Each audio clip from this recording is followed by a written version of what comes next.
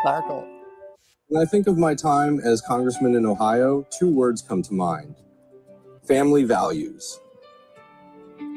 I want every family in Ohio to see me as a model, something they can aspire to be. Now, I know there's been a lot of negative things said about me, but frankly, that's just fear. People are always afraid of a powerful good thing. A little fear is healthy. It keeps people on their toes. The Republican Party has decided to stand behind me. From Trump on down, they got my back and want me to keep on beating my enemies. But I believe the people of Ohio know me and what I am capable of and will embrace me 100%. And I am ready to make big changes in Ohio in my second term, fixing some of the things that just aren't working. Plus, President Trump has full confidence in me, and he is a guy with great judgment and a real track record with women. So vote for me, White flag. Max Miller. I got the soft touch. Nobody will whip Ohio into shape like me. I'm the guy who will do a bang-up job. I am just what Ohio needs to signal to the rest of the country that there is a right way to do things, and we won't deal with any lip from no one.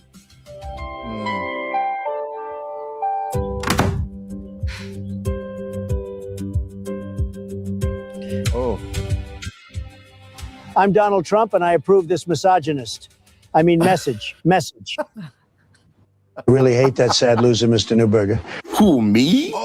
If you enjoy Mr. Newberger's AI funnies and want to help support a creator, subscribe to his Patreon, donate at his GoFundMe, or share and like this video on all platforms. All right. There you have it. How do you respond to a video like that? Part of me wanted to laugh, and part of me wanted to put my hand in my mouth in horror. The wife-beating T-shirts. But it certainly drove home the message in a satirical way. Yeah, how do we handle this? How do we handle it? You know, I mean, I definitely feel when we, excuse me, when we started this battle. First off, how are you? I know you've been... I'm doing great myself. Yeah, I know we've been worried about you. Your cat recently passed away unexpectedly, and we are all... That was hard. That was very hard. It's soon going to be 3 weeks on Thursday. I've been dealing with it. I've also been making videos on my own channel, just talking about my grief process and the journey through this. You know, for other people who've lost their pets or lost any loved one, because love is just love. It doesn't matter what the species is or the connection. Sasha was my home. She was bigger than life. So bigger than life. We made her a media star on here. Right. Yeah. She was dearly She was always loved. popping up, wanting to be in the show. But thank you for asking. She was here from the beginning. So, you know, you think about, you know, we're now going into our 5th season, September 15th. Yes, we are. I think we have to do our, what is that thing called? The season, whatever. I don't know. Oh, shall we just call it a lot of work we got to do? And we have a lot of work to do. And plans for the coming season. You know what happened? Bigger and better than ever. Right. You know what always happens though when I plan like the new season and everything? I always feel like it invokes hot flashes in me. Does it? Yeah, like I don't want to do this.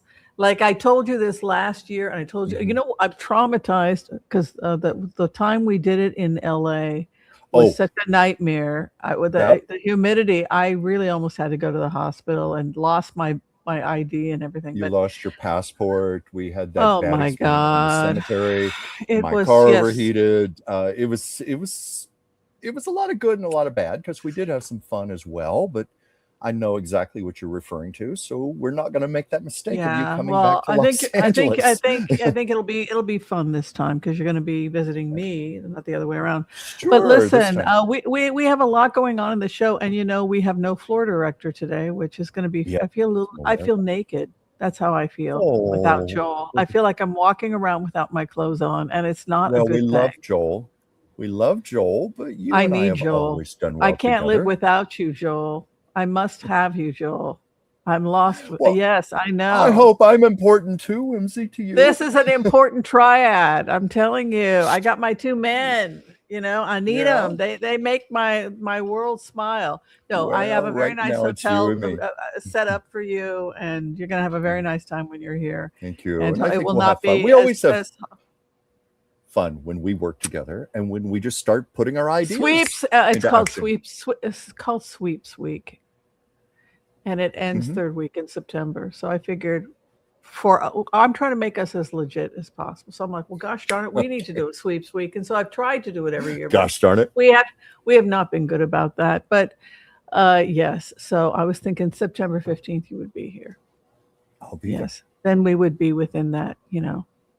Mhm. Like I'm glad you're not in LA legit. right now. We're legit. We're legit. We're having the heat wave from hell right now. It is humid, hot, muggy. My air conditioner is not doing the job. You would not be happy. I remember I was there and I got sick. I mean, we were staying at the Hilton, weren't we? Where were we staying? Well, that's Someplace what nice. you were staying there, and I would come over and we would work. Well, you were paid to stay there too, but you didn't. But I think you just ate your meals there. I paid for his breakfast, and so he'd come and have breakfast. Yes, I did. Wham, bam, thank you, ma'am. He would come, he'd eat, he'd leave. No, but we also did work. It was, I think, to date, the only time we've ever done a show together where it has not been split screen, where we were in the same frame, a 2-shot. And we'll do this again when I come up to see you in Oregon. Yes, it'll be nice. Yeah. So, what are you thinking about all the news that is happening? Let's go into it a little bit before we get started. We want to announce that at 6:00 today we have excuse me, we have a special guest. Chuck, do you want to tell people who our special guest is? Yes, our special guest is Dianna Reimer, the author of From Abuse to Enlightenment. We had a wonderful discussion just before we went on the air with the show. So I know you and I are going to have some good questions to put to her. It's quite a story, quite a journey. She went through some harrowing things in her childhood, a lot of things she had to forgive, work through, and she's going to discuss her processes, including spiritual approaches to coming through this. Yeah, and I really liked the Buddhist imagery that she used. I thought that was really, really awesome. And of course, we'll make sure to say hi to everybody before we get started. Anything else we wanted to announce? I don't think so. Why don't we go ahead and do this next? Chuck, would you be so kind to turn the camera around and say hi to everybody who's decided to join us today? I would love to. First off, we have our wonderful friend Gigi Pardo Lord here. Hi, Nancy. Hi, Nancy Potter Johnson, Brenda Rakestraw, Deb-P9J. I see names of people here who were on my show yesterday. And Coleman, Jess Miskey, Rockin' Pony Lady, Colleen Rieger, Joseph Winnie, Raymond D. Pasquale, Warrior Queen's Magic. Hi, my friend. You were on my show yesterday. Christine Hunt. We have, let me scroll through here, Donna Rose, Vicky-Y7J4T. And let's see, Kimberly Bly Fitpold, Sharon Ritchie 8060. Those are the names we have thus far. Wow. Well, we'll keep some good friends here. Hi to you as we go along. So listen, have you been keeping track of all the crazy news that's going on right now? I mean, it is absolutely insane. Let's go ahead and start with the number one show. The number one issue that everyone's talking about. It has to do with Trump and him having to switch planes. Do you think, yes.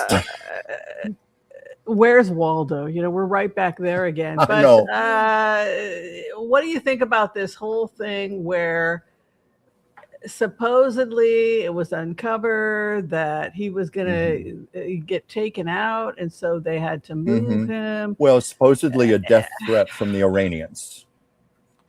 That's what was behind it, an assassination attempt. They were trying to thwart. And so they did this whole thing where he did not get on his plane, the gift from Qatar, right? That's where it came from. that fancy new Qatar. plane? Qatar. Qatar. Pardon me, please.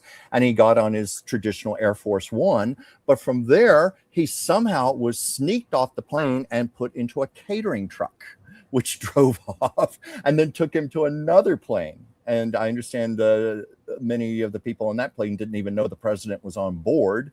And they flew to London, where he disembarked and then got back on the plane he wanted to be on. But I don't think that's so unusual. I'm sure this kind of thing goes on all the time with presidents. Anything to protect their lives. And I mean, it's just, done very skillfully. It's such a terrifying time to be alive right now, don't you think? I mean, all of this stuff going on with the war, and it really does feel like World War III. It really does. It does. Now we have this recent pact between Turkey, Pakistan, and Saudi Arabia that has people nervous. Then Egypt is getting people nervous. Yeah. Egypt has really lost their damn mind. Egypt is threatening Israel again. They've had a peace treaty since the time of Menachem Begin under Carter. And now Egypt is saying, well, let's pretend we're making peace with them, and then we'll all get together and then we'll strike them all at once. So Egypt and Turkey, look, I knew it was always going to be a problem with Turkey, because Turkey used to be part of the Ottoman Empire that used to control Palestine. Right. And they were not happy about losing Palestine. Palestine used to be Turkey. The Turks want Palestine back. Right. And they lost it after World War I. Now you have Erdogan, and probably in his mind, he thinks they're going to take the land of the Kurds. They're going to take Israel. They're going to take Palestinian territory. He probably wants to take parts of Jordan, too, because parts of Jordan used to be under Turkish control. So now you have this unholy alliance that's happening between Turkey, Saudi Arabia, and Pakistan that has everybody nervous. And Egypt is acting like a bunch of fruitcakes. Well, it's just scary. Countries that have nuclear weapons, that makes it all the more terrifying. People are out of control. Pakistan has nuclear weapons. Yeah. In fact, Pakistan, isn't that like the third most armed country in the world as far as nuclear weaponry? I was surprised by that. I think everything goes back to the British, and everything goes back to the British aristocracy, and everything the British aristocracy touches dies. And India used to be part of the great British Empire. And in order to keep control of the British Empire, the British stoked war between the Muslims and the Hindus. They made it worse. They would take resentments, and then they would get the two sides to kill each other, and then they would come in and say, well, we will be the voice of reason. We will bring the peace. They did the same thing to the Kozu and the Kozu and the I can't remember the other group in South Africa, right? So, God, I don't know where my brain is. I swear I'm losing it.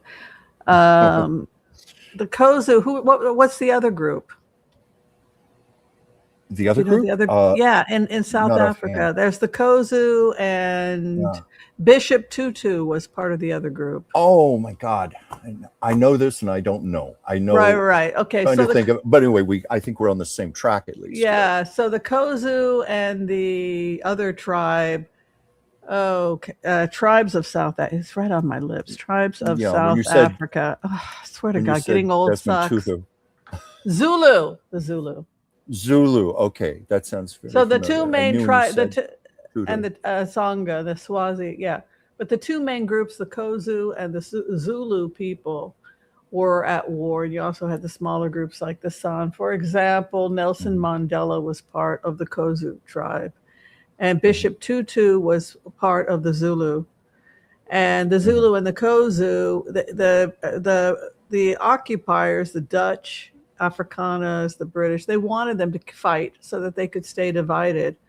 Then when they took India, they tried to get the Muslims and the Hindus to fight and destroy each other. And it resulted in separating India into Pakistan and India. And then, sure enough, they both had nuclear weapons pointed at each other. And this is what Britain does. It stokes a fire. It burns the fire. The fire gets out of control. And the next thing you know, you've got two countries pointing nuclear weapons at one another and a divided state. And that's exactly what happened. When the Ottoman Empire was in control of Palestine, you had Palestinians that were Jews. A lot of people don't know that, but half of Jerusalem, half the Palestinians in Jerusalem were Jewish in 1845. Like they did a census and half the citizens were Jewish. So Palestinian was anyone living in Turkey in that area. And people didn't necessarily get along, but they weren't killing. It wasn't like today. And then when the British came in after World War II, they started stoking all this whatever. Yeah, I was trying to remember, when did the British lose control of India? Well, in the 1940s, that's when everything falls apart. 1948, World War II. In 1948, that's when Israel becomes an independent state. And it's right around that time when you also have what's going on in India. So the British lost control of Palestine, and the British also lost control of India around the same time. And then they would eventually lose Hong Kong, everything that they had control of. But the jewel of Queen Victoria's crown was India. I was thinking of Queen Victoria. She was the Empress of India. Yeah. And I think Hong Kong was not lost until 1998. Yes, I believe. Much later. That was much later. But I immediately could not help but think of Queen Victoria as you were talking about all of this. The Falkland Islands. Yeah. Nigeria also was a British colony. Yeah. Nigeria, which is why they speak English in Nigeria. So, yeah, I mean, I think that this is so, just as you had the division of India between Pakistan and India and nukes, the same thing happened with Palestine. It divided into Jordan and Israel and the Palestinian territories in Gaza. Now everybody's got, guns and nukes and everything else. And there are a lot of people that do think that had the Ottoman Empire never fallen, we wouldn't be in the situation we're in right now, because people would be fighting and arguing, but it wouldn't be, it would probably be a lot better than the current situation.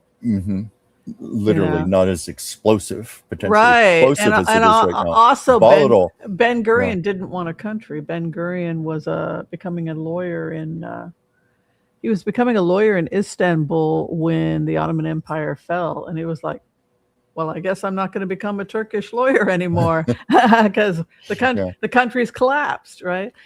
So it's interesting. And, we hope for the better. But when you go into history, you have to say, like, damn, the British, it's like everywhere they go, they got people to just fight and kill. And it goes back to why people are fascinated by the British aristocracy. But you look at the bloody history of the British aristocracy, and you can't help but think about that. You think about the King Charles portrait, and how it was described as bloody. Do you remember the review of the bloody portrait of Prince Charles? I'm trying to recall that. I just wanted to say real quickly, a lot of this control was before the nuclear era had begun.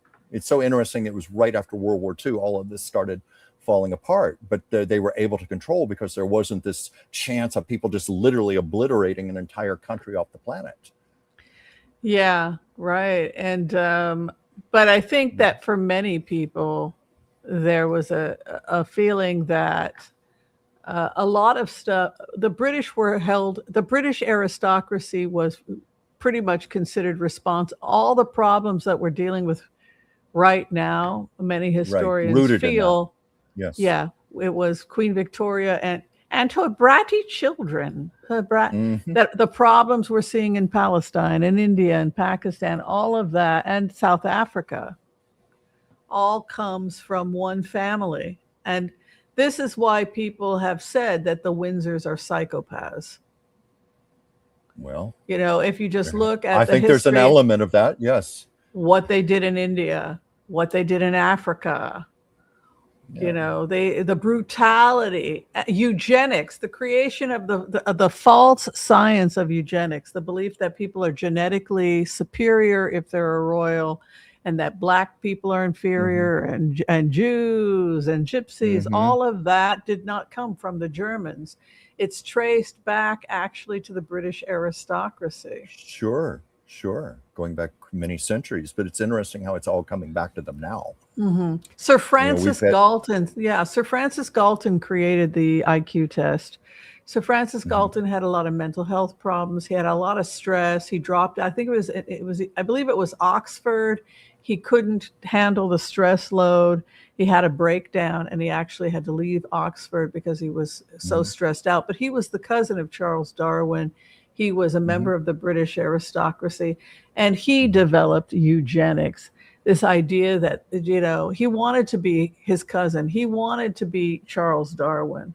And so Sir Francis Galton, who was an Oxford dropout, invents the fake science of eugenics, that some people are more equal than others. And so that, again, is this idea that, thinking.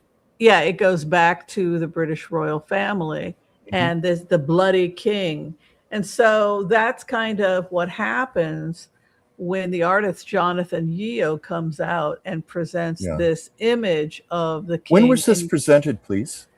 This was presented in 2024, in May of 2024, was during the unveiling. And the dirty hands, what he said about the dirty hands was, he said, he's a farmer. But a lot of people think it's the dirty hands of the dirty money of the dirty monarchy that has stolen the gold of Africa, the jewels of Africa. There are diamonds on the soles of crown feet jewels, because right, and diamonds on the soles of our feet as we walk Africa, because Africa was so wealthy, and the raping of Africa. And the imagery of rape. The imagery of rape and violation of women of color, et cetera, et cetera, et cetera. You can deconstruct it forever. But the bottom line is that, why is it relevant today when people ask us to talk about the royals, or why is this relevant today? And why was it so significant when Meghan married into that family? Did it show a sincere effort, considering their bloody history? Did it show any kind of sincere effort that they had changed in any way? I don't know. What do you think, Chuck? It certainly doesn't seem that way, certainly based on the personal accounts, like what Harry wrote about in his book, Spare, and it certainly has had mixed results, and Meghan has certainly been a divisive figure in the family. And Harry claimed that a prominent royal said, well, is your child black? Is your child going to be black when it's born? They were really worried about that. Yeah, I think it was Camilla. I think if it was Charles, he would have been thrilled. You got a point there. Because, that whole rumor about him and Donna Summer. Yeah, I think it's true, by the way. Well, good for him if it was. I think they actually make a really cute couple. I saw a picture of them when she performed, and he could not get his face out of her breast. And he did the same thing to Barbara Streisand. I was just going to say that. She had a joke in her concert. She said, if I'd played my cards right, I would have been the first real Jewish princess. Right. But in her autobiography, she said that they've remained very close friends through all the years.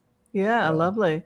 All right. So speaking of, how we have our royals and then we have our royal watchers, a lot of people would like us to talk. I was asked to go into this. It's not usually what we cover, but people said, please, please, please, could you cover it? Has to do with the case of Paris Hilton. Let's take a look a little bit at the TMZ story. Paris Hilton, for those of you who don't know, is a gossip social media personality. Just have a heads up. This does deal with some abuse and violence. Give a trigger warning. Did you have anything you wanted to say? Well, it also involves what apparently was a suicide attempt, or at least an attempt to mutilate himself. To unalive himself. Yes, exactly. So I just want to say up front, it's family. They are having trouble dealing with what happened earlier this week. Horrific scene at his Miami house where he had slashed himself over and over on a live stream. And he is now in the hospital under psychiatric care. And his family is saying this is absolutely heartbreaking. Yeah, so as you know, he has 3 children. We know that the children were not home at the time that this incident happened, but of course people are wondering what's going on with the family. So we actually saw, or the family released a statement basically saying that Perez is doing better, which is a great update because he's communicating. He is communicating. Now, as far as how much he's communicating, that is unclear, but they're saying that he is speaking to them in some kind of manner, which is very hopeful. They haven't really touched on what exactly is going on with the children, but we know that his sister was at the hospital visiting him, and the family has really.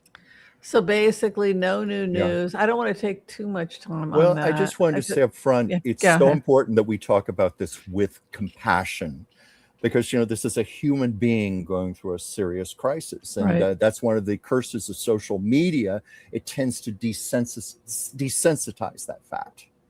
It's very important. We always look at the compassion here. But what I thought was very interesting, this is a man, in many ways, he created the very culture, of social media, of how it treats celebrities and gossip, controversy. And now he's on the receiving end of the very thing that he helped create.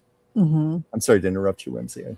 Oh, no. That was what I wanted you to do. So I think what we'll do in answer to those people who asked if we could throw cards on Perez and what happened, we're happy to we want to be sensitive to the needs. But we will do a reading if there's anything we can do to pray for him. We will include him in our prayers along with everyone who's suffering right now. And thank you to the person who sent me the stuff on Paris Hilton. We do cover pop culture here, and I think it's relevant because a lot of people find themselves, people find themselves in the public eye for whatever reason, and I think we sometimes forget, just how hard it can be. Oh, yeah. Well, you and I used to work together in West Hollywood, and we dealt with many celebrities one-on-one. And we saw this for ourselves, that people tend to forget they are human beings. People think about the money and the glamour and the fame and the perks. Right. They're human beings underneath all of that. It's like people ask me, well, who were the problematic celebrities? And I said, almost never. I said 99.5% were wonderful to me. You give respect to another, they give it back to you. I honestly can't think of. Yeah, I can't either. I can think of people that were a little snobbish. Once in a while, but not too often. That's not so terrible to be a bit of a snob. They have a right to be. Had plenty of non-celebrities who were snobs too. So that can be excused. But what I found is that most of these celebrities started out from very humble beginnings. Many of them were working in stores or waiting tables or what have you. And most of the ones I encountered did not forget that. They knew where they had come from, and they were very grateful to be where they were. Yeah. Yeah. Well, let's go ahead. We'll do the empath prayer. If you would like to be included in our prayers today, go ahead and give us your name and the name of the person that you would like us to pray for, and we can pray together for them as we bring in the empath prayer. And then we will blitz away. I think we can throw cards on Paris Hilton if that's what you guys want to do. We want to respect his privacy, but anything to help support him and his family, I don't mind doing it from that perspective. But I don't want to go spying. It's too traumatic for them. I don't want to do that. No, I don't want to. I don't want to be a looky-loo. You know what I'm saying? I think his family will tell us everything we need to know. Well, exactly. I think some people feel otherwise because he was guilty of exploiting a lot of people's private lives. Yeah. But that doesn't, two wrongs don't make a right. Yeah. Yeah. All right. Let's come together and let's bring in the empath prayer. Yeah. Just to be sensitive. Yes.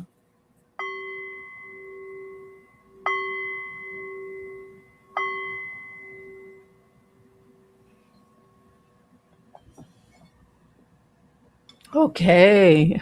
I want to call out for, excuse me. I want to call in white light protection for myself in this community as we ask permission from Spirit to access the Akashic records. We call on our spirit guides and our good angels to be with us.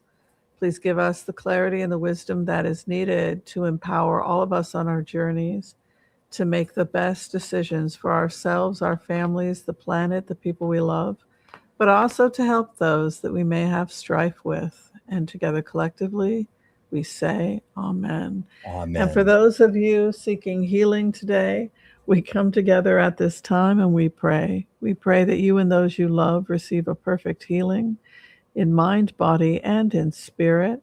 And together again, collectively as a community, we say amen. Amen. All right. So this is an answer to the person that sent us the questions about Paris Hilton. They wanted to know what had happened, if they were going to be okay. So we are going to give a little bit of a reading on it, but we also want to respect the family. Absolutely. So let me just grab my cards. Okay. All right. So we'll do that. We'll do this one first, and then we can do the political stuff. Okay. I think people just don't want to just do politics. That's why we Well, do I the mean, pop this culture. is a genuine human interest story. And it's, I get it. Yeah. Yeah, I think it's important. So what are we asking specifically? People wanted to know what happened. That was the first thing. If we could if you and Chuck could please look and tell us what happened. And yeah, let's just see what we get. Yeah.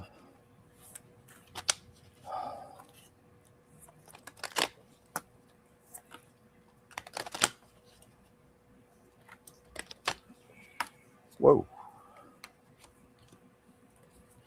I feel the first thing that I feel is just stress. You know, this person was trying, it's a very self-destructive thing to do, being angry at himself, disappointed at himself, punishing himself. Like it was an attempt to punish himself. I also get the impression he has issues with his father. Like it may be, you know, father issues. And he was very, very concerned about his financial situation. And there's something about him being bailed out of a financial situation. For example, he may sell his story and that would get him out. You know, he probably ended up buying a home out in Florida, and it's been a disaster. That's probably what happened, because this is someone who feels like a failure, is really struggling, and is going to be okay. They will come out of this. I think they were just trying to be all things to all people, trying to be the perfect dad, the perfect son, the perfect this, the perfect that. Look at that, financial issues associated. And I think he's going to be okay. But I think the spiritual lesson is recognize. I understand you wanted to be a good son, want to be a good father, but recognize that you had limits, and it's okay to say, I can't do this. You know, there's certain, I can't be the primary caregiver of my parent because I don't have the medical training to do that. You know, it's okay to set limits for yourself. Right.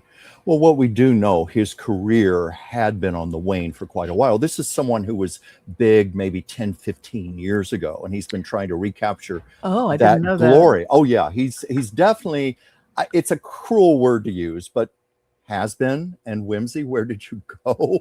I hope you will come back. I guess I'm on the air right now, so I'm going to keep talking. The predominant card I got for me, Whimsy, are you there? Yeah, sorry, I pushed the wrong button. It's okay.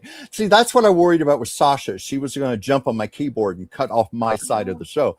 But anyway, the card that was really, really predominant for me was shame. He has a lot of shame. And it was interesting. I didn't have specifics about it being his father, but the family card did come up. Shame, family. This is someone who's fighting for his survival. And I take that to mean his career survival. But that's other things. That's his identity. That's how he earned his livelihood. He's fighting for his survival right now. Yes, there's been a lot of money problems, obviously, deprivation, loss. His business has been going down around that. He's suffering. And also, I got physical body. I don't know if that means his current state, because he, as his family said, he's got a long recovery ahead of him from all the self-inflicted wounds. But I'm almost sensing like there was some other health issue before this that was distressing him. I don't know if you ever picked up on that, Whimsy, but I had that with physical body. So that's what I got on him. But the biggest thing was shame, underlying shame, which often will motivate people to do unconscionable acts such as what he did. You know, because many times, I know suicide, what was the word you used? Unlivening yourself. That's actually a cry for help. It's a plea. Hey, somebody notice me. Notice me. You know, we can think of many examples. Judy Garland was notorious for that. You know, attempted, you know what, but they weren't actually that. It was cries for help. Yes, and of course our topic here, and I knew this was going to be big today, Trump slashes vaccine schedule for children. Well, Whimsy, where do we start with that one? Dr. Whimsy, I really would like to hear what Dr. Whimsy has to say about this. Well, I think that, when we're determining scheduling, there's a number of reasons why we are doing what we do. I see Diane is fiddling over there. Hi, Diana. You're still in the green room, but we see you. Hi, Diana Reimer. We have Diana Reimer in the studio, and she's. Yeah. I wonder why Diana's got two things going at once. I don't know. We'll see how this plays itself out. But anyway, it's okay. Don't worry, Diana. We see you out there. Yeah. Okay. But now she's closed another one. Isn't that interesting? Yeah. It's going to be a lot of fun. Yes. Should we just mention up front that he reduced from 17 vaccinations to 11, and he wants to separate the vaccination from mumps and measles and rubella into 3 separate vaccines. Anyway, Whimsy, I think your opinion really matters here. Well, I think what I would say is that we look at data coming in from the World Health Organization. There's a lot of research happening in Switzerland, Sweden, that part of the world. And then data is shared. For example, if the health authorities in India start to see that there's a black mold that is infecting people post-COVID, then they send that data to the World Health Organization. People on the ground start monitoring the numbers. So the World Health Organization is getting coordinated through the UN information all over the world so that we can have early alerts for pandemics. If the opinion of the World Health Organization is that we can start changing up the scheduling, if it's based on the decisions of the World Health Organization, then I'm fine with it. Because the original decisions about when a child should be vaccinated had to do with when healthcare workers could be in remote areas. For example, say I'm a healthcare provider, I'm a nurse, I'm a traveling nurse, barefoot nurse, and I know that I'm going to be in your village in April. Then any child who is, 3 months or older, I'm going to schedule them for these vaccinations. So my scheduling has more to do with the fact that I'm in the village every 3 or 6 months than anything else. And so how those schedulings wind up being part of our everyday practice has to do with what the World Health, when these vaccines can be made available to people, particularly in remote areas. So they might say, okay, everybody, we're available at this time. So everybody 9 months and older, boom, right? So it's more about expediency. Yeah, it's about when it's available, when we know we're going to get some kind of immune response. You might get a weak immune response to Hep B when a child is vaccinated for Hep B. It won't be a full-blown permanent, the child doesn't have a fully developed immune system, but they'll be creating a temporary immune response, which could protect them from, say, Hep B in the hospital or vertical. But it takes multiple vaccines before a child is fully vaccinated because for many of these things, because the child's immune system is not developed yet. And when you say it's also a concern that the less a child is being brought into the doctors, less vaccinations, the less likelihood they're going to do their follow-ups. Well, there's a lot of problems. I mean, number one, we want to make sure that the immune response is strong enough to where the child can build an immune response. If we expose them, if the child is so young that there's no immune response and the child only has 10, 20% immunity, then we have to go re-inoculate them 3 months later. The other is we have to take into consideration vertical immunity. Is the child being breastfed or not? If the child is not being breastfed, then the child is receiving no vertical immunity. If the mother has been vaccinated for all of this stuff and she has antibodies, and then say she got vaccinated for Hep B and she's breastfeeding, then the child is getting antibodies in the breast milk. So there's a lot that goes into it. There are assumptions that doctors make. They're assuming, what if the child is not being breastfed, or what if the parent was not inoculated?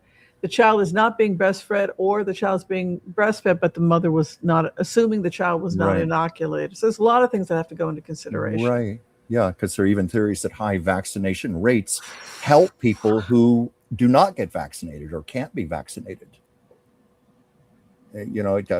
Right. So you have something that's called herd immunity. And Yes, herd immunity is where those of us that can be vaccinated make sure that everybody is vaccinated to protect, so that when a person who has a depressed immune system goes into a restaurant, nobody there is going to be the carrier of a disease that could take them out, because everybody's been inoculated. Everybody's been vaccinated. Yeah. So that's the theory of herd immunity. Yeah. How do you feel about the MMR vaccine being split? You know, the one for measles, mumps, and rubella into separate shots, where instead of combining. I'd want to know what what the World Health Organization's policies are. I tend to go with what the WHO says. If the WHO says based on the most recent data, this is because there's a lot of internet rumors. Exactly, a lot of misinformation. Yeah, it's extremely dangerous. That we certainly know.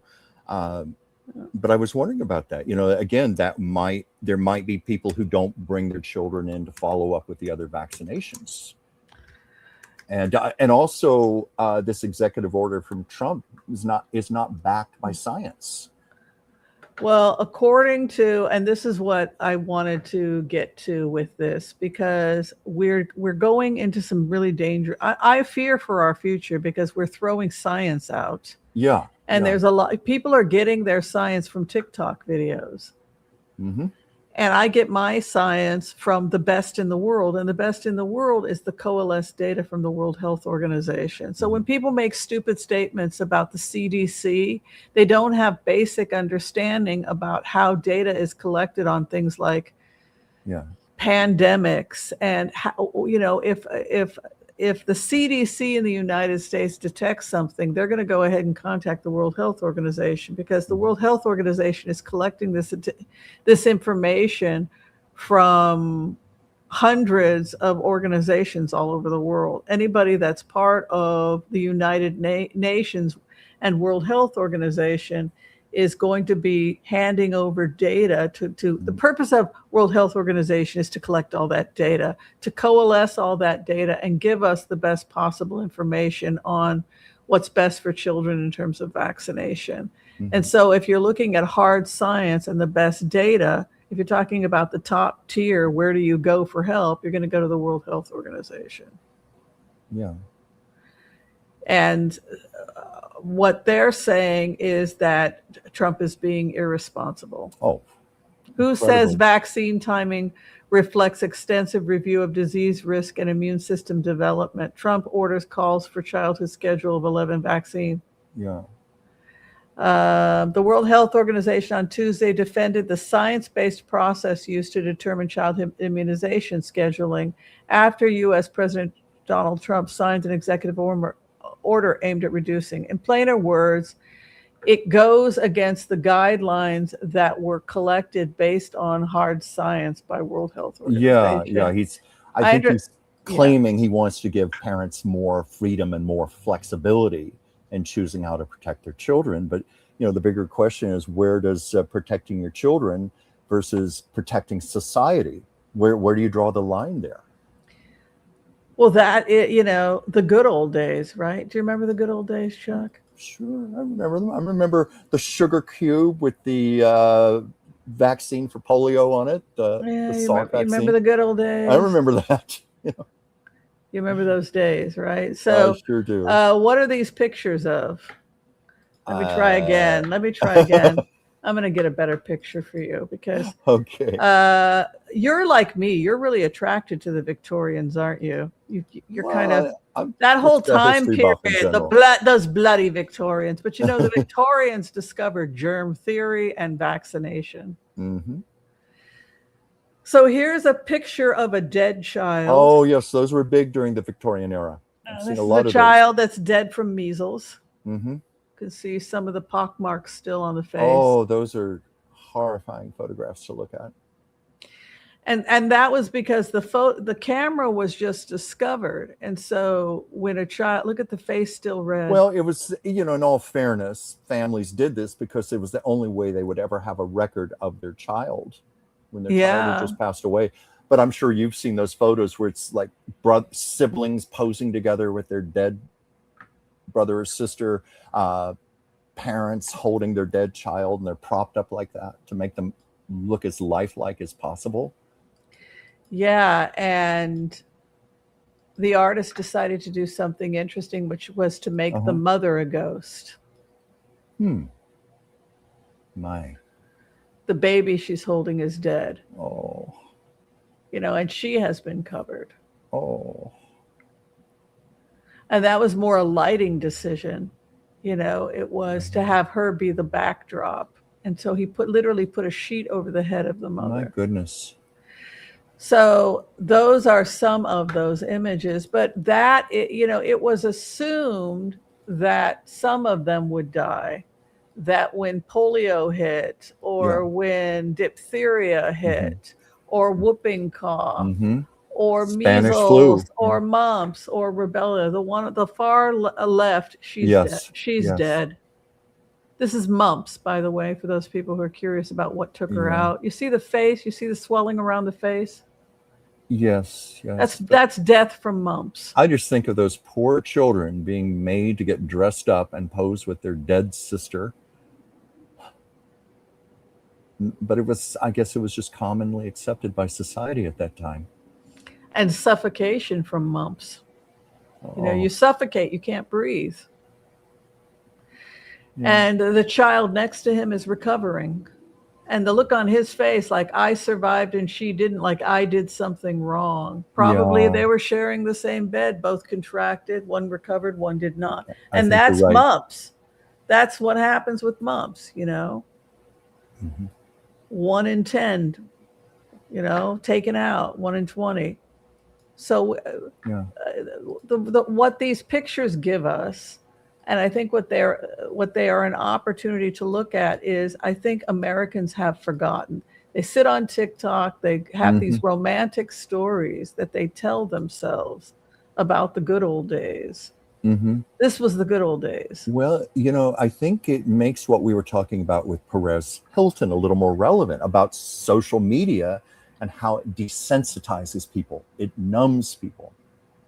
People don't want to have to feel anymore. But the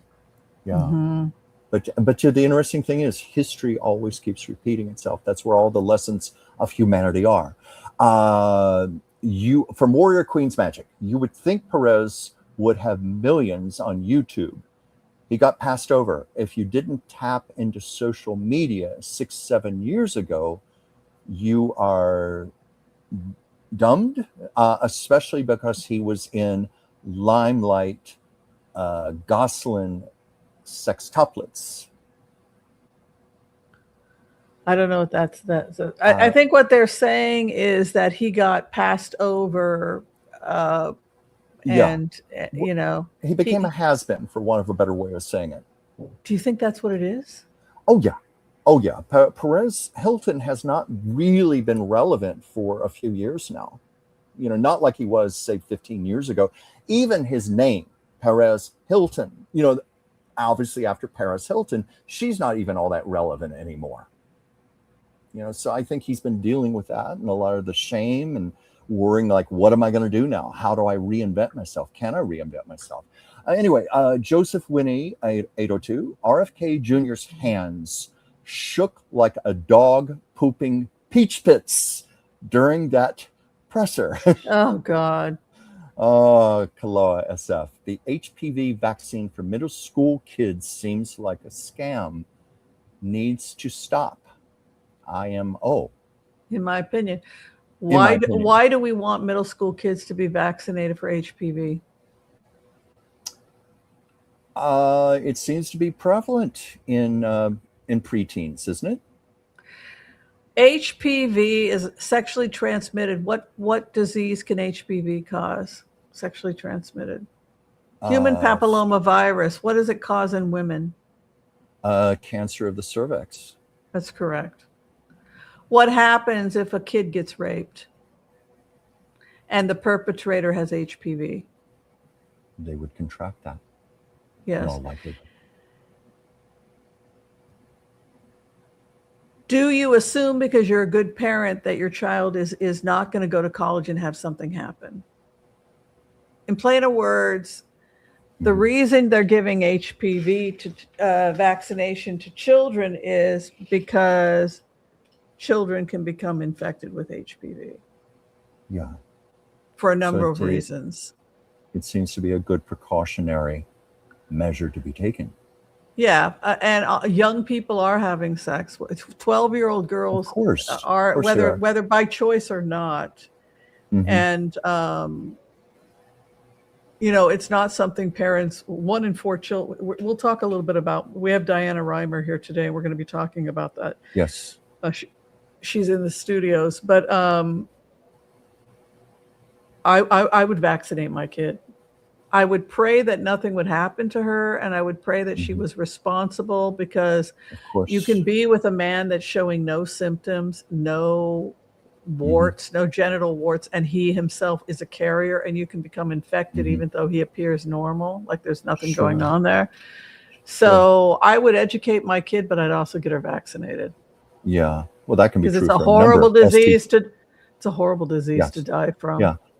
I was just going to say there are a number of STDs where there are not necessarily outward symptoms. People can have syphilis, gonorrhea, number of things, and pass that along. Yeah. The horrible thing, though, about cervical cancer, because the cervix is so vascular, so it eats away at the cervix, and then it gets into the bone. And if I had a daughter, I would 100% vaccinate her. I wouldn't play with that stuff. And I wouldn't assume that nothing's going to happen to her. I would hope it wouldn't, and I would get her vaccinated. Of course. That's me personally. Right. But your opinion carries a lot of weight as a doctor and as a woman. Warrior Queen's Magic. It's Tuesday's primary on MSN Now. Laughing Out Loud, MTN Network showed him beside McDonald's catering truck. Laughing out loud. That was the best. Well, a McDonald's catering truck would have probably been more appropriate.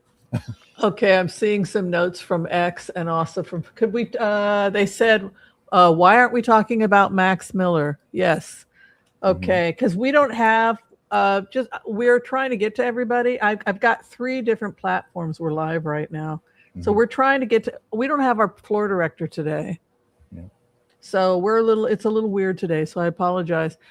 I hope Dianna Reimer is going to come back because she's just about to come on live. But yes, just a few minutes. But yeah, we had the video at the top of the show about Max Miller. Yeah. So satirical, but it made some good points. And, but Max Miller, I think we did some readings on that on the other show. And it doesn't look like it's going to be long before he either steps down voluntarily or he's going to be forced to step down. I mean, his own former father-in-law, the senator from Ohio, has denounced him. Right. I don't know what Dianna sent us a note about a house being on sale. Do you know anything that she's talking about? Not offhand. I can scroll through. All right, so we're getting a lot of comments, and I'm trying to, because I've got like 3 streams going at once. Hold on, you guys. Okay, so people say, can you please get back to Max Miller? Yes, Max Miller. Sure. All right. Okay. So he refused to step down, and what do you think about that? What's going on with that? It sounds like a lot of denial on his part, but I still feel it's inevitable. He's going to have to step down. Don't you think? I don't think he can. He's on the ballot. Do you think a Democrat? Okay, I'm sorry. Go ahead, Chuck, please. Oh, I thought that you could. I'm sorry. But wait a minute. Isn't it too late? Isn't it too late because he's on the ballot? That I don't know. I don't know if it's ever too late to step down. But when you're tainted with that much scandal, it's not good. I think Dianna might get confused. Let's go ahead. We'll open the floor and see if Dianna Reimer is here. Dianna, are you here? Dianna. She opened twice. We got 2 openings here. Dianna. I think she didn't understand what happened when we put her in the green room. Well, is there any way of reaching her, like sending her a text or something? Or I think, yeah, she's like, what happened? Why are we not there? Because you're in the green room, honey. There she is. All right, everybody give a warm welcome to the beautiful Dianna Reimer. If she had some headphones, it would be awesome. It would make sure that we don't. Yeah, I don't have headphones, but what I can do is it doing what you didn't want it to do in terms of echoing? Because if it is, I can switch over to my phone. It sounds pretty good to me. What about you, Chuck? It sounds okay to me, as long as it's okay to our viewers. Let's just proceed ahead. So I want to give a warm welcome. Yeah, everything's awesome. Okay, everybody give a shout out and a warm welcome to the amazing Dianna Reimer. She is the author of From Abuse to Enlightenment, Transforming My Spiritual Trauma Using Spiritual Principles. Oh my goodness. Welcome, welcome, welcome. Thank you so much for being here. Very happy to have you here. It's quite a book, Dianna. Thank you so much. You know, I appreciate that. It's you know, certainly not making it about me by any means, but we had a nice little chat before the show because, you know, you talked so much about your father, and I did not have physical sexual abuse from my mother, but I had a lot of psychological, emotional abuse, and also her anger issues. So I really identified with you. But Dianna, your book is called From Abuse to Enlightenment. Now, these are two extraordinarily far apart places. When did you first realize that your story was not only going to be about surviving what happened to you, but also transforming what happened to you?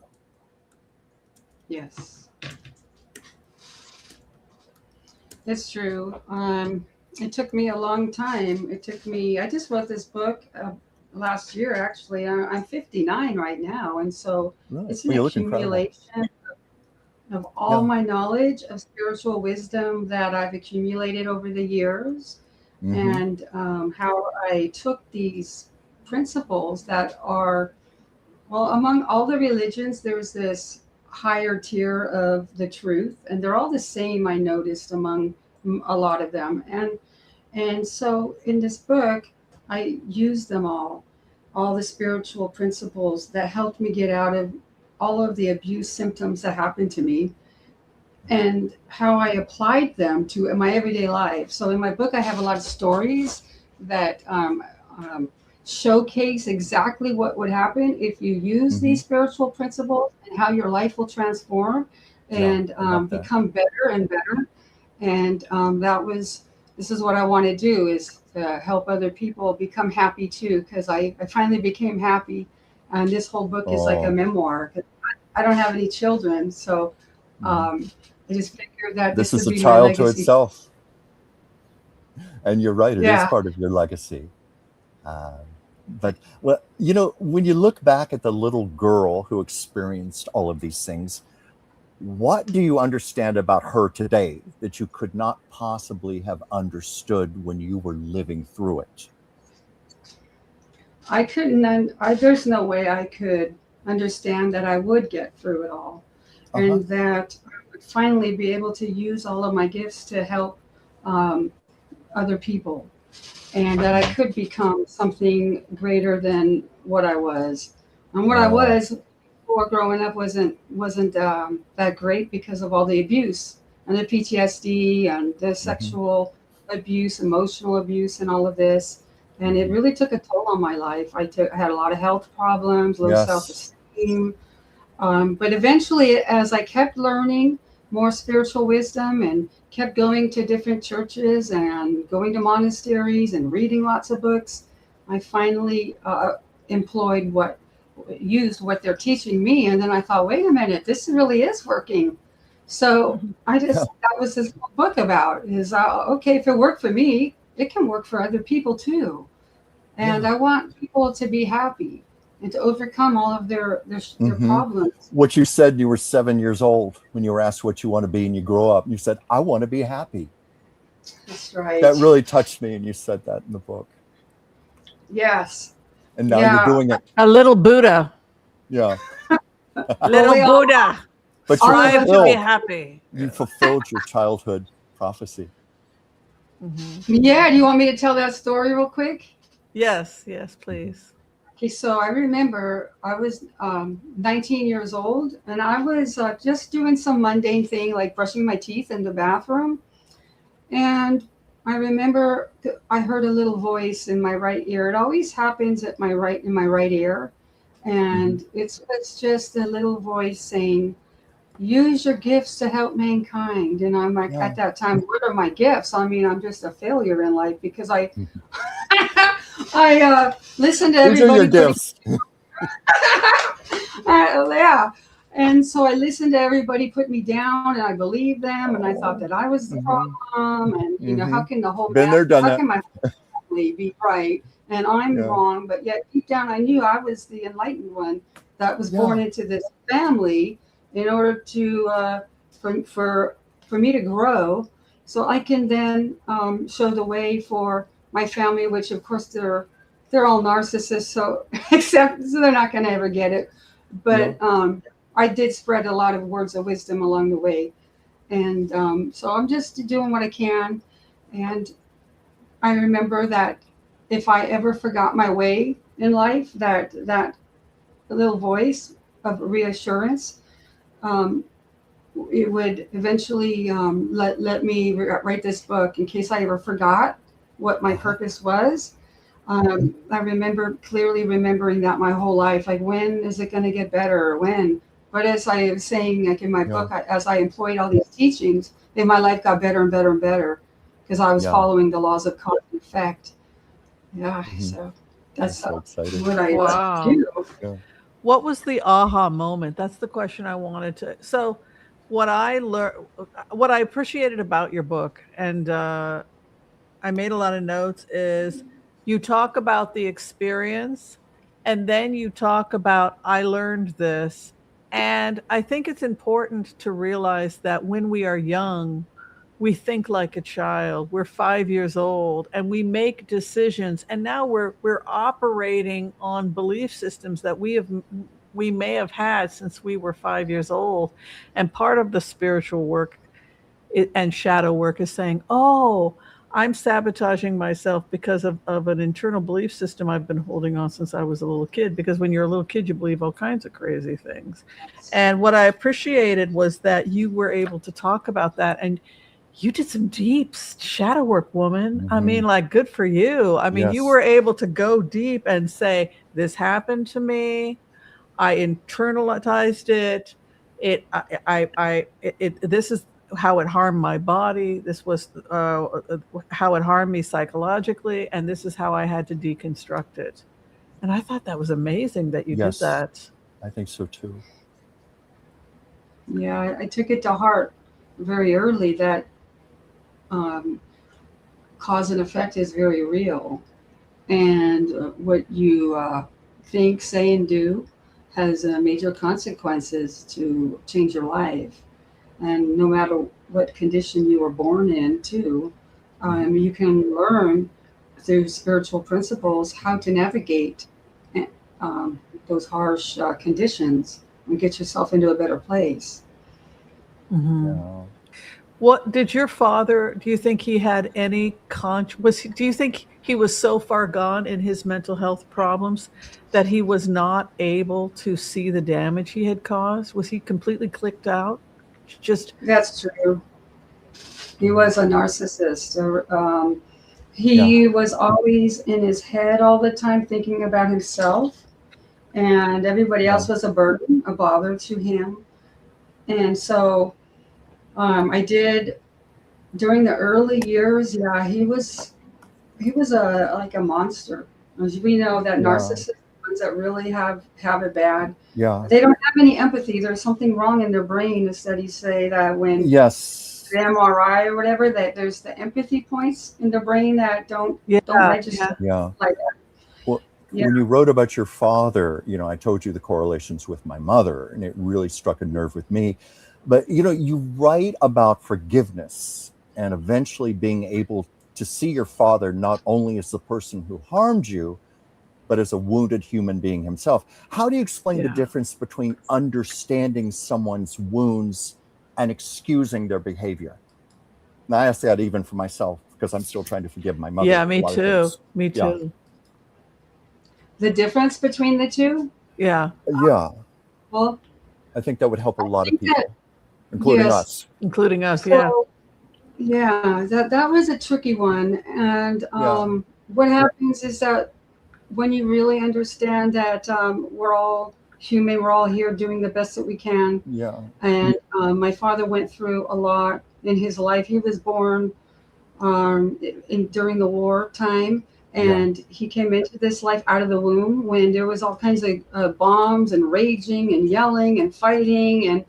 And I remember during a meditation, I saw all of this. I saw it all happening, that he had to rush across the fields and dodge bullets just to go get some water from the creek. And all these horrible things happened to him as a boy. And we know too that as we are abused like that, if you don't do your inner work, then it's going to reap bad effects on you. And so I just, after learning that and seeing him suffer so much, how can, like in the Bible and everywhere else, it says, well, how can we judge? Like he was just doing, I saw him as in the eyes of a little boy. How can I blame him for being messed up? It's not excusing him. It's just understanding why he is the way he is. And then from that perspective, then that's when you can forgive. I mean, you can forgive a little boy for doing something he doesn't know, right? Why can't we do that with an older adult? Of course. It's the same thing. We're human, we're people. And I do have to say that finally, towards the end of my book, he did start to wake up. And in my chapter, the Last Supper, he finally gave me some words of wisdom and understood myself. And it was like the best healing ever. And he knew you had forgiven him? I forgave him. Yeah, of course. Of course. I have to forgive myself for all the things I've done. Quickly, I don't want to interrupt what you're saying, but did forgiveness change him or did forgiveness change you? Well, I think that is kind of both, because it changed me, and then because there was a softening of my heart, and there was a love now coming from my heart. He could feel it, I'm sure. I mean, everybody can feel if someone hates them or likes them or is kind to them, even though they're bad people. And so eventually it changed him. Like I just had to keep on taking the abuse while he was putting me down all the time for being spiritual and going to monasteries. And because he didn't want to face himself. And so he would make me look like the stupid one. Of course, that's what they do. Right. So just understanding all of that helped me out. Sounds like you both got quite a gift. I did. Yeah, that's what forgiveness does. So I don't really see a difference. I just see this, how it's helped everybody. It helped. Forgiveness helps heal your heart, and it helps heal the world. Our job is to get to that point. It's not hard. It's not easy. Of course not. It's the hardest thing in the world. Isn't it? Yeah.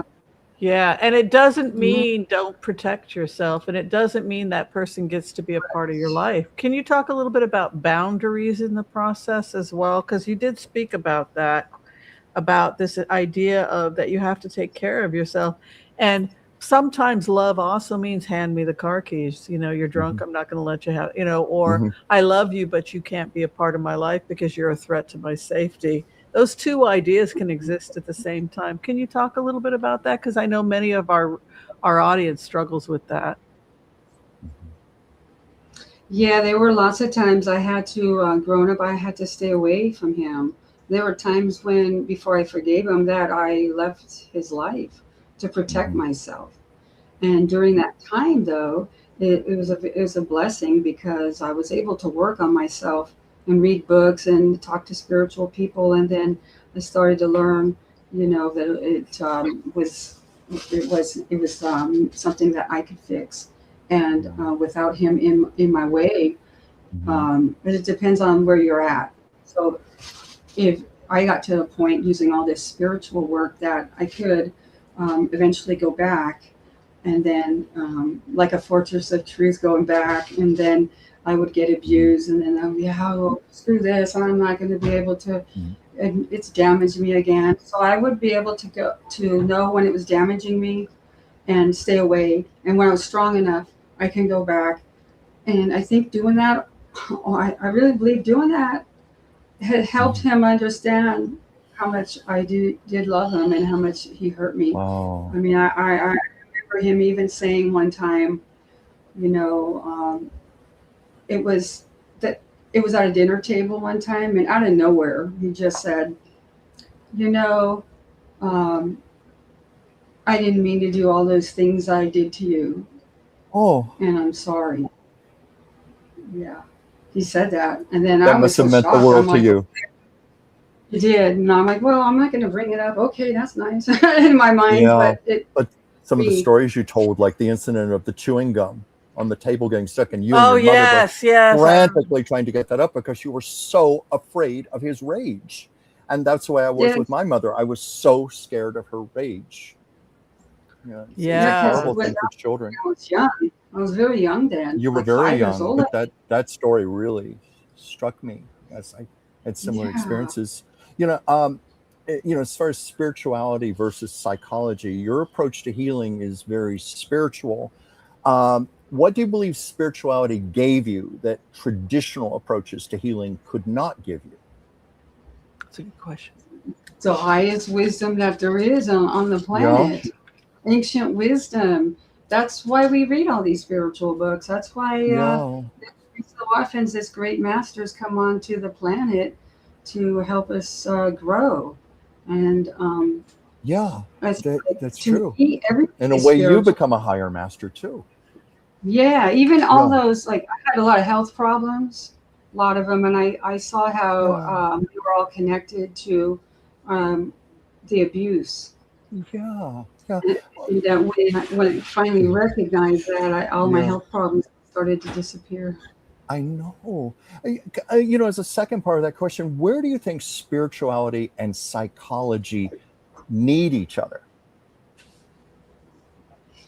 Well, probably at psychology is about seeing your inner self, and spirituality is teaching you that also, that everything you think, do, and say has a result. So they're kind of the same. That's why I love both of them. I have a degree in psychology, and I also love the spiritual systems of thought, because they do mesh so well together. Yeah, I figured you would be someone very qualified to answer that question, since you've married the two together so well. Yeah. I love also when you talk about the moment when you realize, basically as a child, that your father was not like other dads. Mm-hmm. That, you get injured and he doesn't want to help, or I'm cleaning my car, or I got something else going on here. That moment when did you take it personally? Like, there must be something wrong with me, that this guy, other people's fathers love and care about, other people's fathers take them to the hospital. Mm-hmm. Like, what the hell? I knew it. Yeah, I know. And because of that, I really felt unworthy. I felt like a bother to him. And so that really hurt my self-esteem, because, who wants to, instinctively as a kid that your parents are supposed to protect you, not harm you. And so I did take it personally. And I think we all do as a kid. And then until we realized it was their issues, it was their hangups that they were projecting onto us. And then when you start to learn, like, why people do the things they do, then you can start to develop compassion, and that leads to forgiveness. Yeah. And then you'll see how all of a sudden, because you're vibrating at a different level of awareness, better things start to you. You attract better things that match your heart open. Growing into your own person. Yeah, then that's when the universe just rains down its blessings to you, and you see it, and you're like, wow, it really works, And I kept seeing it, so I'm like, I got to really completely forgive if I want to have my best life too. if I may please ask, at what point did you realize that some of the thoughts you had about yourself weren't actually your own thoughts? They were beliefs that had been instilled into you by the way you had been treated. Well, that's why meditation really helped me understand that. Yeah. When I was learning meditation, I started to have my mind get quiet enough where I could hear like the intuitive whispers of my inner most voice telling me things like, it's not you. It, it helped me grow.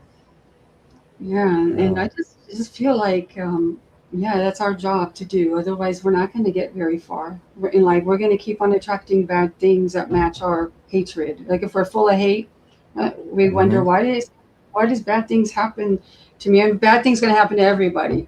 But and now you can kind of see the connection because I saw it. Like when I would be loving towards people and praying for their happiness, then all of a sudden I would attract good things coming to me. How did that happen? Because of cause and effect. You attract how you're vibrating out there. So those high spiritual principles really help me see how it works in your real day life, and why all these great masters told us to do all this. There's a reason. It's not just telling you or making it up. It's because it's going to help your life if you walk as good as you can, as best as you can. Yes. Dianna, would you be so kind if there's a section of the book, if you have 5 minutes, a 5-minute passage from the book that you could perhaps read from us? That, it's interesting. I was reading through it and like your father was a hypochondriac. I thought my own father was a hypochondriac. It's like, I think this type of person, they know what they will do to those who are vulnerable. And you can't help but wonder if the psychopath, well, I know what I would do to somebody if they had no power and they were completely at my mercy. And so the last thing in the world your father wants is to be helpless at the mercy. That what are they going to do to me? Because he can only imagine. That's kind of how I took it. Does that speak to you at all, Dianna? Do you think that maybe that's what was the fear of giving up control? Of course. Because narcissists, they never want to admit that they're wrong. They can't. Because then they'd be forced to look at themselves in the mirror and say, hey, I did something wrong. And they never do anything wrong. They're just perfect beings in their own delusional mind. Wow. Yeah, so it's crazy. It's a horrible sickness. It's a real personal personality disorder. Wow. Do you have a section you'd like to read for us today? Would you like to read a little bit for us today? Please. You know what calls me right now to read is okay, so I wrote a poem and it's at the back of my book, and it's called After All These Years of Understanding Spiritual Principles. It's my knowings, these are my knowings, and then you'll understand more about it when I read it. And then it's called My Knowings and My Vows. So after knowing how the laws work, we got it here. That helped me remember when I'm off track. Oh yeah, I have to go back and do this myself. Okay, so I'll read it. Okay, so it's my declaration of spirituality. It's called My Knowings, My Vows. I know love is the most powerful force in the universe. Healings instantly manifest through the generation of love. I vow to use my gifts to help mankind, making certain to ask, how can I create the highest value? I promise to speak directly to the souls of others, to express love through my eyes, through my smile, through my heart, and to look at all beings with the eyes of compassion. I know the magnitude of being presently engaged in the eternal moment of now. I vow to serenely live each moment fully in gratitude and peace. I trust, release, and allow the river of life to take me where it wants to go. Being flexible, free from attachments, happy and at ease, I allow my soul to take control and lead me to my destiny. I know the root of happiness rests in a peaceful and tamed mind, essential to sense, feel, and hear the intuitive whisperings of my innermost voice. Intuition is my truth, revealing itself through stillness and coincidence. I possess the ability to instinctively know, perceiving my truth without the aid of a mental process. I vow to continually develop faith of self-reliance, sharing the guidance for the highest good for all. I vow to keep my heart and mind as an open system of thought, forever and eternally free. I vow to always walk in accordance with my truth, live true to my convictions, and courageously act upon the callings of my soul. I know I got a little bit more. I know the significance of the transcendence of duality. The illusion of opposites has permanently disappeared from my mental perception. Only goodness now remains. Winter always turns to spring, and obstacles are opportunities for growth. I vow to ask myself, what is the good in this situation? Knowing I am responsible for my own happiness, I vow to always look inward, taking full responsibility for my thoughts, words, and actions. Understanding the simultaneous nature of cause and effect, I am determined to think only positive thoughts. Knowing that even before I speak, manifestation is complete, I vow to use words that inspire hope, joy, and confidence, and to say them with love. Realizing the impact of my actions, I promise to perform only the wisest ones for the highest good and to do them with compassion. I know the ultimate goal of humanity is reunion with the oneness of all that there is. I vow to elevate my consciousness to ever increasing levels of awareness, evolving myself to the highest vibrational state possible. I know of the changing of conditions through the transformation of the self, contributing to a peaceful world. I will continually advance toward the highest plane of existence, being the change I wish to see. I vow to live in awareness of this ultimate reality. What you do to others, you're really doing to yourself. For we are inseparable one. Wow, that's a beautiful thing to read. Beautiful. Wow. Well, let's open the floor up. Fans, people who had read your book, people had a lot of comments, actually. Yeah. So let's go ahead. Quite a lot of people wanted to pipe in. Joseph Winnie says hi. Rock Capone, wonderful Dianna. KT, so many things are happening with kids before the age of 18. We were talking about vaccinating and protecting them, and also because of the subject, people knew Dianna was going to be here today. Yes, they are broken-brained and intolerable people. I think that the calling card of a narcissist is they always want you to think that you are the reason why these horrible things are happening to you, and I think that's a mountain for a child to climb over. And what amazed me about Diana's story is that she was not helpless. That I was just struck by how unbelievably proactive you were. You claimed your power back. Yeah, and can you talk a little bit about that? Because that was the one thing that struck me. Is like, wow, this woman is like, she kicks ass. Like, why weren't you more helpless? Like, because I was horribly helpless until my 30s. Well, I have an astrologer friend, and she told me that I was just born with a high propensity for spirituality. And so maybe that has helped, because I know in past lives I was either a monk or something like that.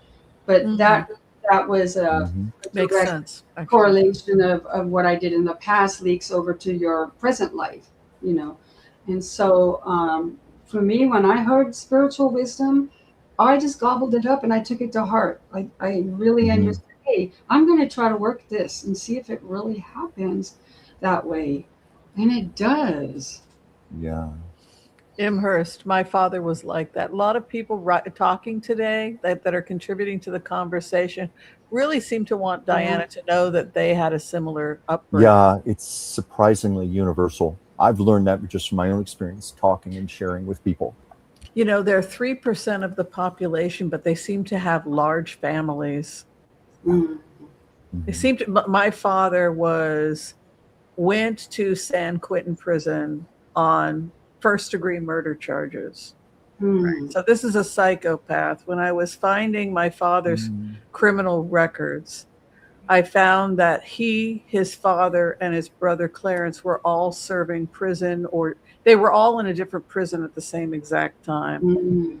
So he had lured a guy onto a boat who he thought was cheating. His wife was cheating on him. He lured a guy onto a boat, shot and killed the guy in front of his daughter, goes off to prison, and is facing first-degree murder. He's facing the death penalty, my biological father.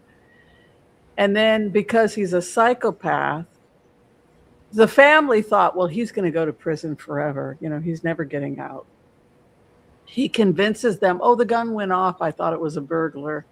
He gets released. The first thing he does is kidnap somebody. Wow. As soon as he's released. And hold them hostage for 14 years, right? So 7 children are born from that situation, right? So that's my own psychopath story. You know, what I would say to other survivors is don't take it personally. You know, you're not responsible. And I think what's also interesting, if you're looking at doing shadow work, is study the history of your family, because if your mother was a maid and your grandmother was a maid and a great-grandmother was a maid, you might have generations of bad programming. So of course you're going to be poor. You're going to be poor because you've learned how to be poor from generations of maids. My mother was a foster kid. She was born in the Salvation Army, a home for unwed mothers. She didn't know how to be a mom.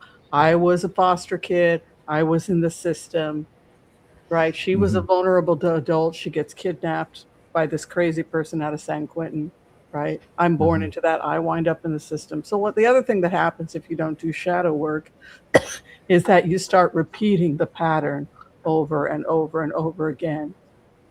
And I think what I loved about this book so much, and why I resonated so much with what Dianna was talking about, is that she understands and breaks the cycle. And, you know, to go back, that's why I think looking at our history and our family history is so vital, so that we don't have to make the same choices as our ancestors. Exactly. You know, Joseph Winnie writes, I was raised by Archie Bunker on steroids. I was raised by, remember Carol Burnett's Eunice? That's who I was raised by. You told me that. Yeah. From Kaloa, SF. If they are toxic, you need to get away, even if you have an understanding of why they are so sick in the head. Dianna, can you speak to that? Can you speak about self-preservation? Yes, I can.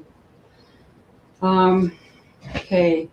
So they are sick in the head. And there was a lot of times when I did have to escape and not have them in my life.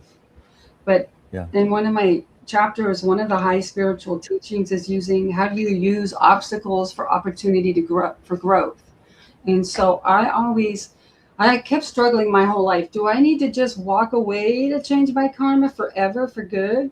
Or is that going to create another, person showing up in my next lifetime that does the same thing? Or should I really just keep use it as making me stronger, like learning how to meditate, learning how to forgive, learning how, all these spiritual teachings. And maybe that's the way that I can break the cycle. I kept struggling with that my whole life. So I would then test it and get back to going back sometimes, even if it's just for a little dinner, and then knowing, I always planted an exit strategy really quick. And never put myself in positions of losing power, like not going in the car with him or my mom when they were. Where, always making sure, like maybe a friend could call me at this time and say, hey, I need you. Oh yeah, okay, I gotta go. Like that. You have to think in terms of your safety. In the case of the biological parent, he was packing a gun. He had killed multiple people in the past. He was hunting people down. I had a sister that went into hiding. He was coming to kill, and he was packing a gun. My mother had to go into hiding. This guy was coming, and he was packing. So you can't assume that just because you want to love the guy that's been holding you hostage for 15 years and the police finally get you out of there, which is what happened in my case, where the guy's got a gun and you literally have to be finally rescued and you're in foster care or whatever. You have to, don't be suicidal in your empathy. I think that's what I would say as a responsible person co-hosting the show is don't put yourself in danger just because you want to be a nice person. Yes, exactly. You have to use self-discretion, obviously. And if your life is going to be, in jeopardy, I knew my dad would never kill me like that. Mine was capable of that. Yeah. If I did, then there's no way. I totally agree with you. You just have to forgive them from afar, like Cole SF is saying. Yeah. Chuck, would you please read? Oh, yes. Forgive them from afar and reconnect on their deathbed. This is from Chloe SF. You can judge if they're abusing you, I assume is where you are going. Forgive, but remove yourself from people who abuse you, no matter what. From Tina C. Best Salazar. I don't know how or why, but I feel so disconnected at the same time. I feel like I'm living at a time I've lived before. Maybe sounds crazy, but that's how I feel. What's going to happen with this nut job cabinet president and all his people? I often wonder why people don't see what's really going on. Like people are in a trance of some kind, or brainwashed. Can we speak about the brainwashing that narcissists do, whether it's the guy, the chief psychopath, or what is that hypnosis that we experience under the power of the narcissist? Can we speak about that a little bit, Diana? Chuck? Yeah. It's certainly a way to control people, for sure.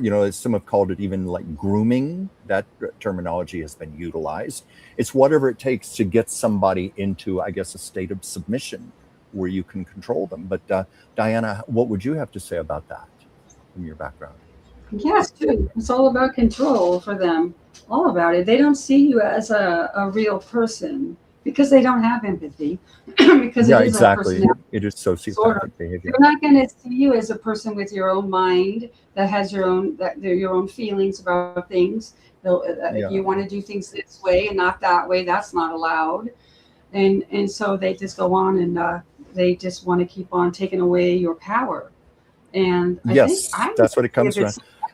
Subconscious, or they do it on purpose. I still don't know. It's taking away your power to empower themselves.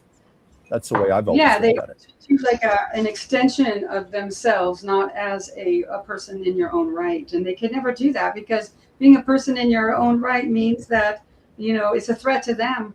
So they put you down, and that's why we can't cave into what they're saying to us. We got to get ourselves strong, and this whole book is how I got myself strong enough.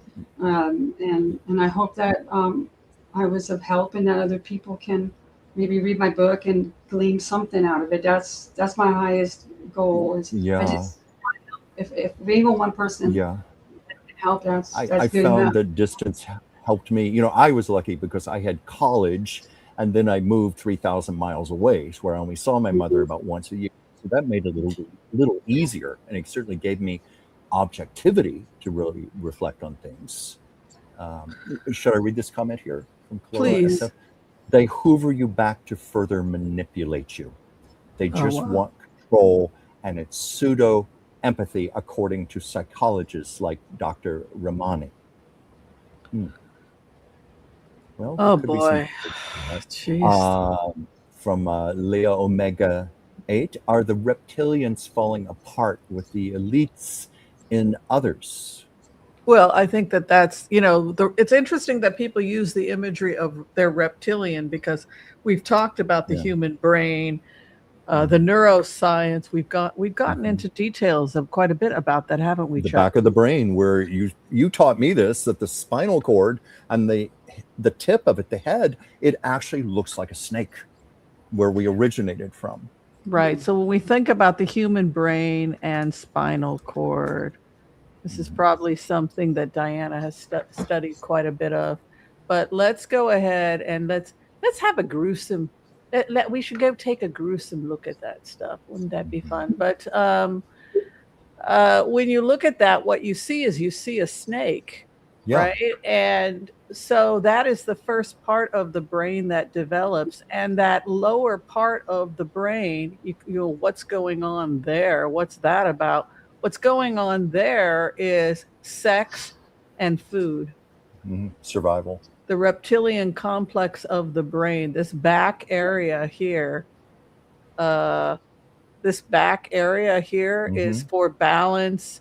This pons area is for breathing, respiration, and deep sleep. This upper area is the rabbit brain, the thalamus, the hypothalamus, emotions, hormones.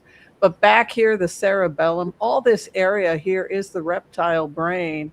And when we do imaging of psychopaths, they spend a lot of time over here, but they don't spend a lot of time in this area that we think of as the prefrontal and frontal cortex, which is the ability to think about the consequences before you act. This is actually from a cadaver, but you can see here, this is all of the nerves, how they just extend out. And I just think it's absolutely amazing that that snake remains, that evolutionary snake remained. And we're really able to see just that when we're looking at a human brain, what we're looking at is multiple brains at once. We say that there are like 4 or 5 different brains, and they don't always get along. You've got that reptile here. It wants sex and drugs and rock and roll, right? And then you've got the higher functions. You've got the limbic system that wants to love and make love. It's the 4th chakra. And then you've got that higher ideals, ethics, and values, the higher self that's connected to God consciousness, or the 6th and 7th chakras. And I think what we see when we look at psychopath studies is that they just don't have any of the normal back and forth communication between those parts of the body. It's like don't eat the marshmallow. You know, when we look at kids that come from extremely abusive backgrounds, where maybe they were promised things and, you know, I'll buy you a bike for Christmas, and it never happens. And they've done the marshmallow trick, where they put a marshmallow in front of a kid and said, don't eat the marshmallow. And if you don't eat the marshmallow before I come back, you'll be rewarded with another marshmallow. And those kids that could sit and self-control and say, I'm not going to eat that marshmallow, those were the kids that had the ability to do what's called, you know, self-soothe or calm themselves. One kid started drumming, and that was the marshmallow experiment. Don't eat the marshmallow. Anybody know about this experiment? I haven't heard that. So what was the takeaway from Don't Eat the Marshmallow? The takeaway from Don't Eat the Marshmallow is that you see differences very early on in the cognition of children that are developing antisocial personality disorder, whether it was because they came from a broken home or because of, you know, something else that was going on. You know? Well, did they, oh, go ahead. Yeah, so. Okay, scoot it up. Okay, so here's the deal. There's a marshmallow. You can either wait, and I'll bring you back another one, so you can have 2, or you can eat it now. So you can eat it now, or you can wait, and I'll bring you back 2. Okay? Okay. Okay, I'll be back. Okay, so I have 1 marshmallow for each of you. Okay. Don't eat it. And here's the deal. You can either eat it now, or you can wait till I get back, and you can have 2. Okay? So eat it now, or wait till I get back, and you can have 2. And I'll be back in a little. If we wait, you'll give us 2? Yep, if you wait, you get 2. Or now, whichever you want. Okay? I'll be back in a little bit.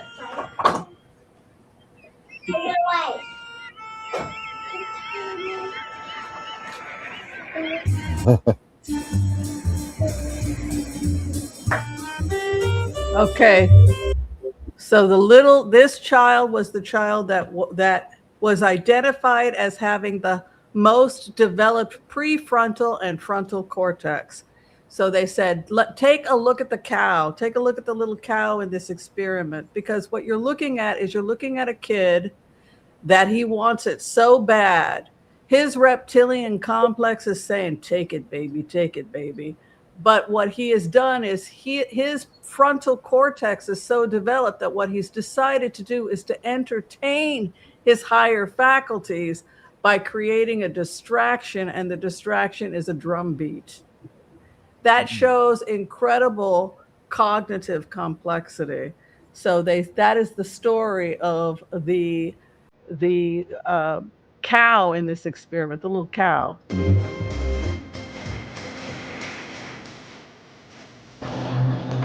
I wonder what we're gonna do. We're gonna eat it? It's one thing. But we're still not gonna get to. What the? But if you wait until she gets back, she'll give you 2. She still won't give you 2 because you ate it. So I didn't eat a single bite. So don't show her, okay?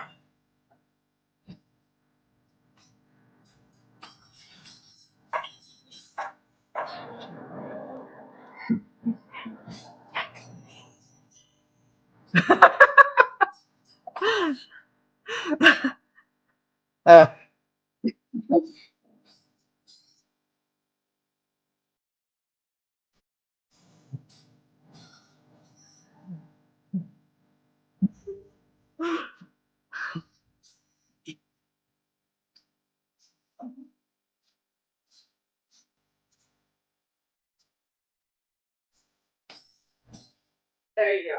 Okay, so I have this marshmallow. You can eat it now, or if you wait a little bit, I'll bring back 2 for you. Okay?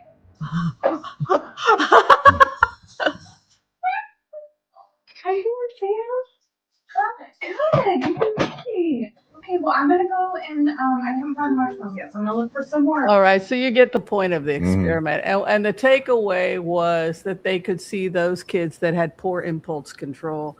And those kids that had poor impulse control, they perhaps were setting themselves up for bigger problems later, like just kiss the boy, or they were placed in a moral dilemma.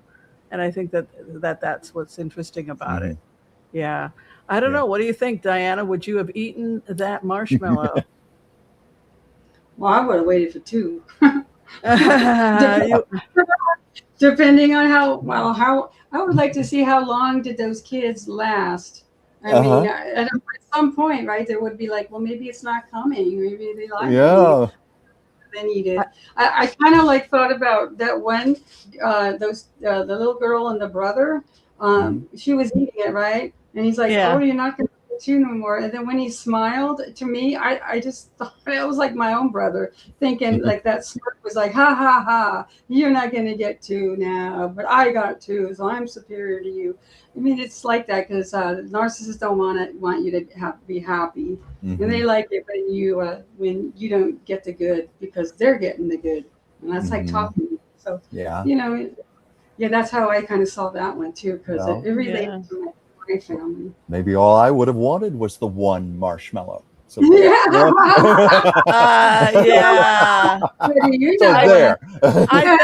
think most kids want 2 marshmallows. Yeah, I know. Read this. Go ahead. We'll do 1 or 2 more, then we're going to finish up. My dad set up some trust, but I found out from him recently not everything is in it, and we can fight it out after he's dead. Gee, thanks, asshole. Such a coward. Well, that's the other thing that I was going to point out about malignant narcissists is they get off on seeing people fight, and they will often get the kids to fight. We talked about the British occupation of India. They wanted to gain control of India, so they got the Hindus and Muslims to kill each other, and it resulted in the split that was Pakistan and India. In Palestine, it was Israel and Jordan. Get everybody to, and then we will have to stay, you know, and that is kind of classic for the malignant psychopath, the malignant narcissist, is that they will get their victims to fight each other, which is kind of what this person said about their father. It creates a situation because he knows it's going to create stress and distress amongst his family members. Yeah. Would you agree, Dianna? Absolutely. They love it. There's something in there, I don't know why, but they feel really good when they cause strife amongst other people, and when they hurt people or one up them, they love it. They love the fight.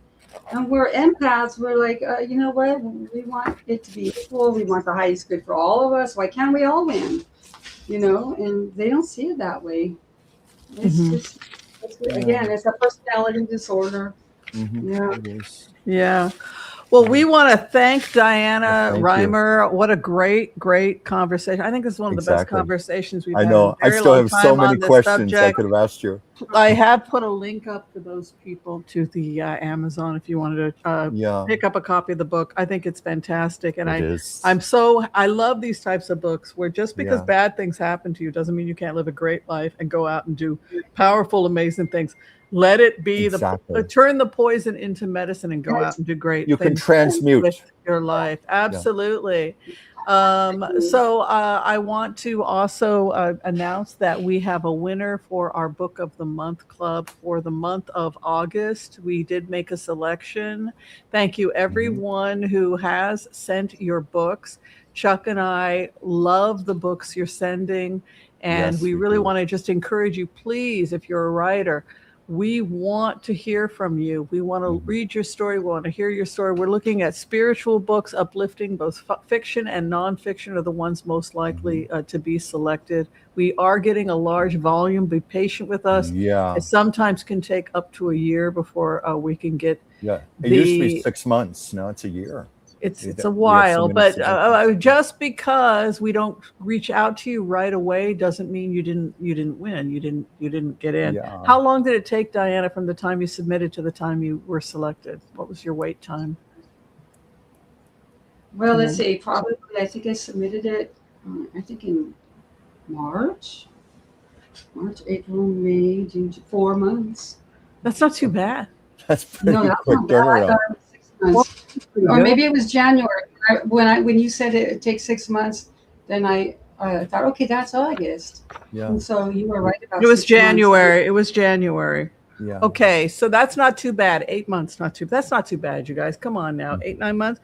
All right. So, but send your books to me, care of Dr. Whimsy Anderson, 1819 Southwest 5th Avenue, Suite 116, Portland, Oregon. 97201. The address is also in the description of this video. And who knows, maybe your book will be selected for our Book of the Month. So congratulations for the Book of August. The winner of the Book of the Month Club for August is going to, drum roll, please. Well, that was pathetic. Come on. You know how hard it is for me to make this? You have no idea. I was trying not to be obnoxious. Every freaking month, I struggle. Okay. So this month, well, congratulations goes to Sandy Doyle. Sandy Doyle, congratulations. You are the winner for the August selection. My Life at the Cemetery. It's not as dead as you think. My spiritual journey through life and death. There's a reason why I selected this book, but Chuck, you know, I'm obsessed about death lately. Yes, I know. You know, we got this book in a couple months ago, and I put it on the side, and I don't know. I think we got it sometime last year. Was it inspired by Cardiff? The cemetery in Cardiff? No, we got it before that. We got it before that.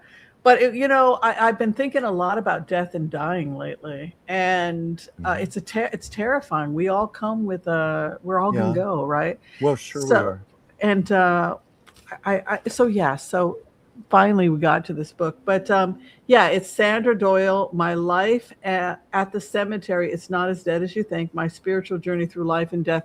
I'm excited about this. First off, because it's a funny, but it's also I'm just terrified of death and dying. Are you as terrified as I am? Actually, no. No, I think it's because I spend time communicating. You're not afraid of choking to death? Well, I'm afraid of suffering and having a painful death. Choking to death. I'm constantly worried about you because I have a chronic nasal thing going on. Right. So I'm always like, I'm afraid of that. I'm afraid of getting hit by cars. I'm afraid of falling objects. I'm constantly afraid of physical pain and death. Well, I think that part, I would fear. But the actual process of death, no, I don't fear at all because I know it to be a fabulous place on the other side. So most people I've spoken to say they have a good experience, but it's getting there. But so I'm excited about this, and it's gotten great reviews, and hopefully she'll be in our studio next month. Wow! So we are out of here. Did you both have a good time today? Had a good time. We did almost 2 hours today, Whimsy. Thank you so much, Dianna. I was very excited. Our two paths are very similar, so it was really nice to have that. Your book struck a nerve. Yeah, Dianna, it was really, and this is the longest we've interviewed somebody. So I think we got as much as we could from Dianna. Oh, I had more questions. I could have kept going. I think we could have kept going. I think we could have. And please submit more books, Dianna, because it's the kind of literature that the world desperately needs right now.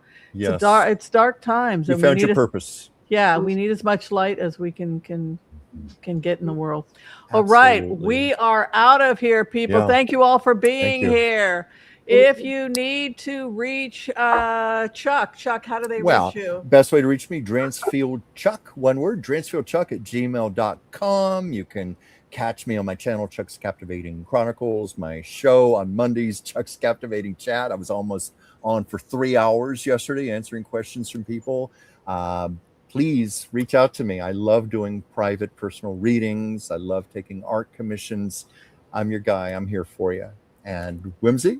Well, I was going to say, Dianna Reimer, how do people reach out to you if they'd like collabs or further interviews or to connect with you?